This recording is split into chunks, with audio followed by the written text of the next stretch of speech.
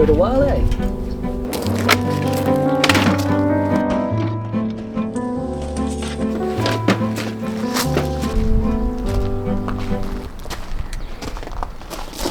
All the walls. So here's all the wall frames. Pre-nailed wall frames. And here's the house. Yep, someone's already moved into the house. We're back on the new build. If you followed the last couple of episodes in this series, we started from the ground and we dug very deep holes, 3-meter deep holes, put poles in, built a frame that essentially resembles a deck frame, and we put a floor down. And then Nelson Builders had to put the job on hold. The owner went away on holiday, the lead builder John also went away on holiday, but now they're all back, and so am I. Today we put up wall frames.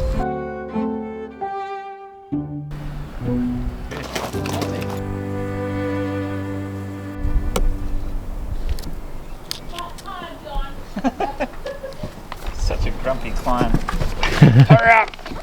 Don't say you want to move in at Christmas. Oh, did Chris not tell you that? We've got family Christmas at our place. You can have it here.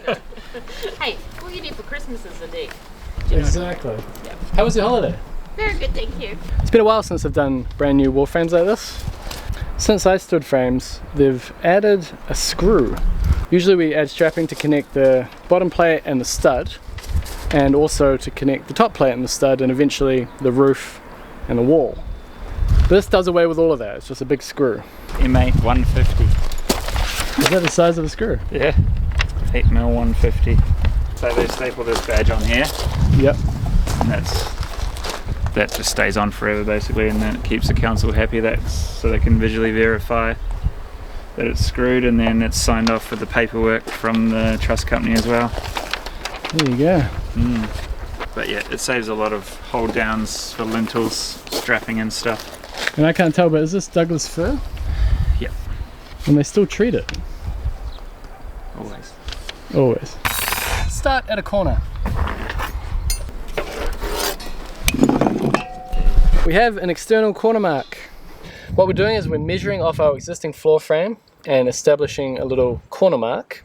That corner mark is the thickness of the wall in from the edge.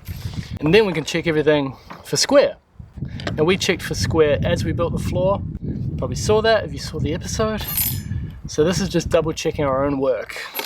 So on our side of the tape, Yeah. on 100 there.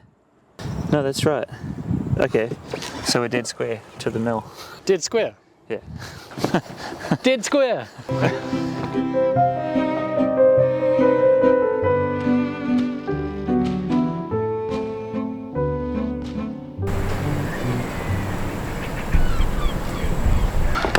I almost checked all the angles, and we're doing really well. I mean, that last diagonal was over 17 meters long, and I think we were out by 3mm. 1mm. 1mm! That's thinner than this ruler. 1mm, 2mm. We're doing good.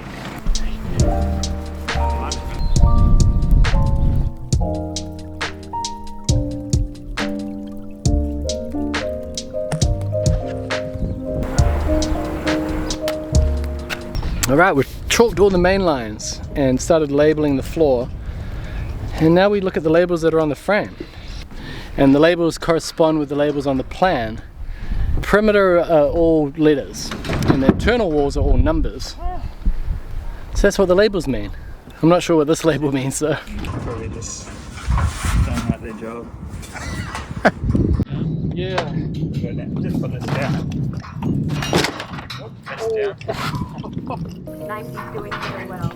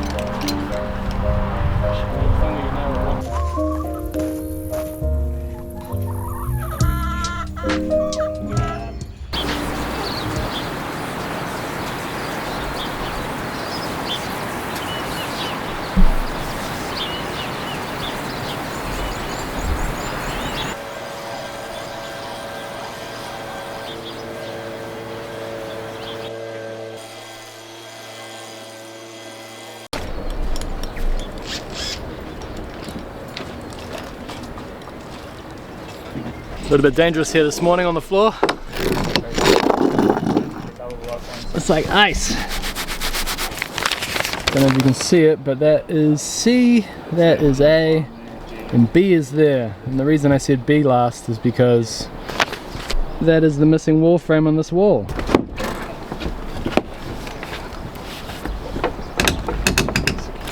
Oh, yeah.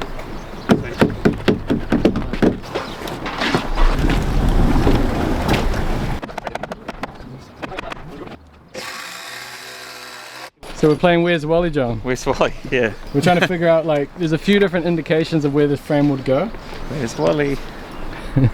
Well, yeah, if you squint, it shows you which way the frames lap.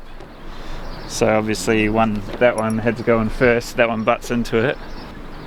Where there's a join, it's always a single stud, so you can nail through one stud, you're not trying to screw through two. Or I should say double block to meet an internal wall, which creates 90, and then you've got perpendicular wall coming off it. There you go. And the other thing is the windows. They've stamped on the outside of the lintel a big fat frame and truss stamp, and that faces the outside of the house. So that's another little indicator that tells us where to put things. We're spotting all these things as we go.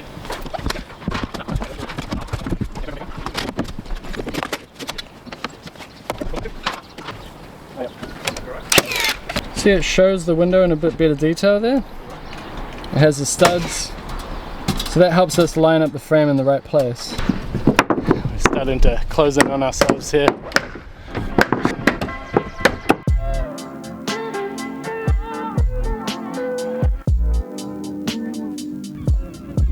A lot of birds.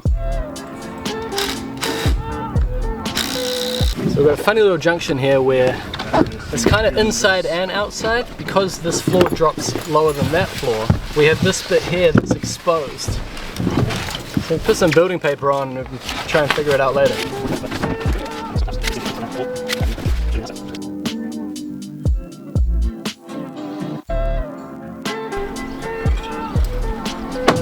So that's going to be a bedroom there. And then this is like the living kitchen area, I believe. I think there's going to be a bathroom here. So that'll be another bedroom. So should we do number 7?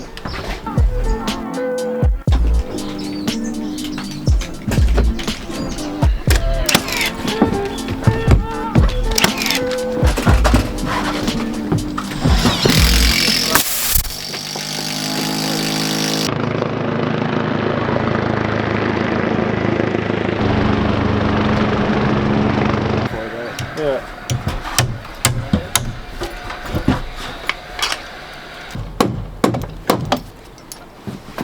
One house before smoker, not bad. Oh, you've come a long way, John. So, Scott's here.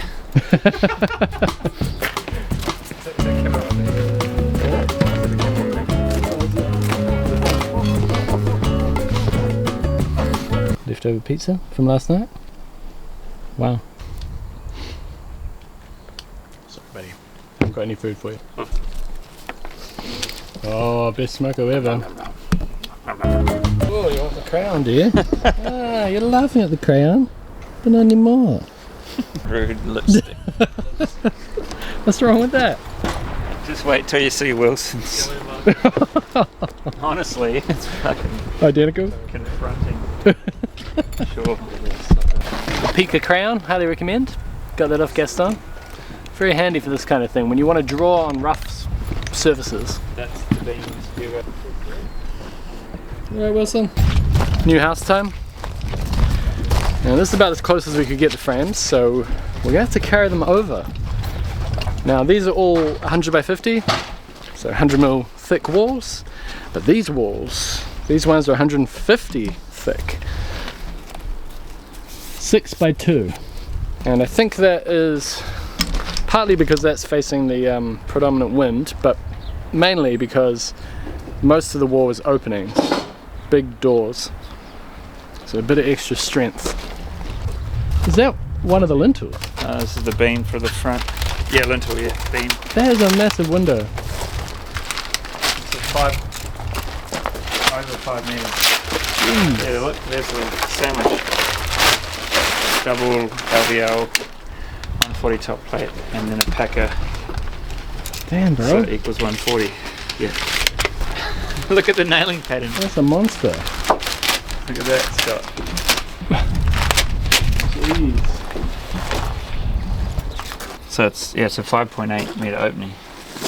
Jeez, that's 5.8 meter opening.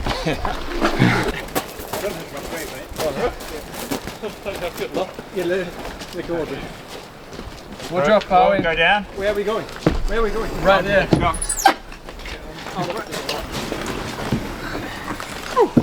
Okay. Fingers. Holy shit.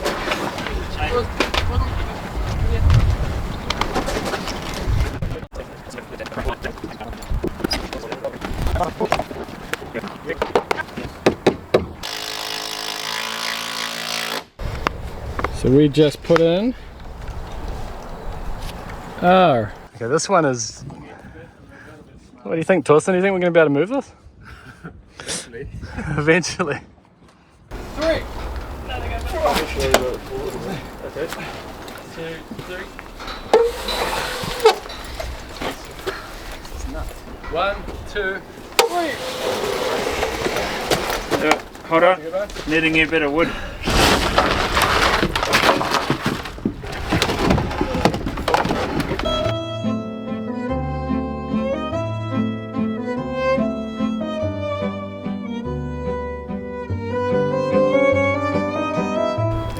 Torsten brought a hat for John. You can. It's like a dog bowl and a hat. Jonas will love that. I bought it with my mate Jonas together. Oh yeah? Yeah. When you're like hiking, you can dip it in a creek and just carry a liter of water with you. Survival head. Ready for anything. What else could you do with it? You could put your food in it and then put it up a tree. You just wave it when the helicopter is rescuing you. Don't worry, John. If it rains, you'll be fine.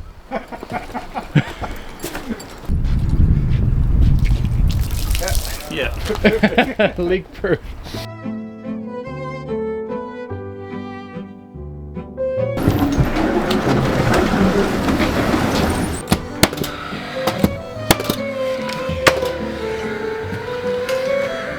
Cavity slider goes here.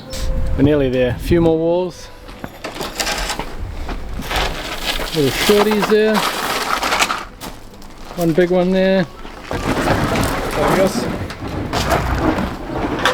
Start to see the sort of laundry area, bathroom. This is like a wardrobe, ensuite. This is the main bedroom with the beautiful view. So yeah, this will be like the main view, and it'll go out onto a deck here. We've got the posts here already. And step out here and watch the world go by. We still got frames to move though. Now you may notice that we're not using a level to plumb all our walls up.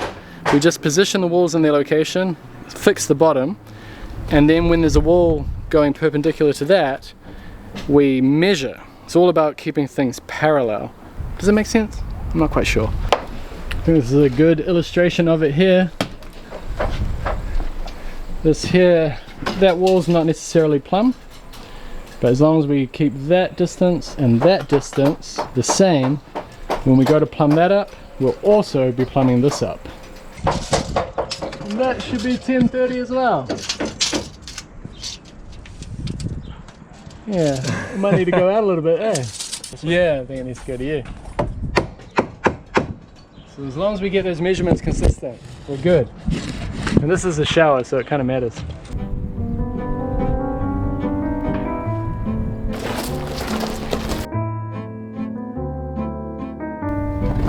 Two houses.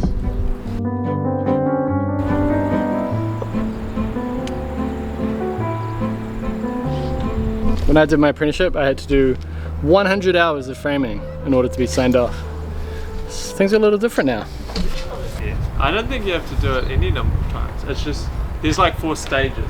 Ah, okay. Yeah. There's, you know, supervised, unsupervised, and then like commercially competent. Oh, that's only 3. There's another one. There's another one in between. But as soon as you're commercially competent, Yeah. and your supervisor says you are, Yeah. then you're good to go.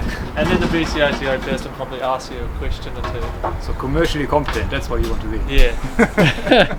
Definitely, like if you're doing renos, you wouldn't do 100 hours of concrete foundations. Well, that's the thing. People had trouble signing Yeah, things off. yeah. Because they would just. If you're not doing realistically- new builds, I think. Yeah. Yeah. A good friend of mine, he did his entire apprenticeship on one house, and it was an architectural house, Yeah. and they had no regular doors, they had all pivot doors. Right. So he had no sign off for doors. Oh. He had to go find a job. That's, yeah. What's going on, Wilson? What's that? What's that? What do you got there?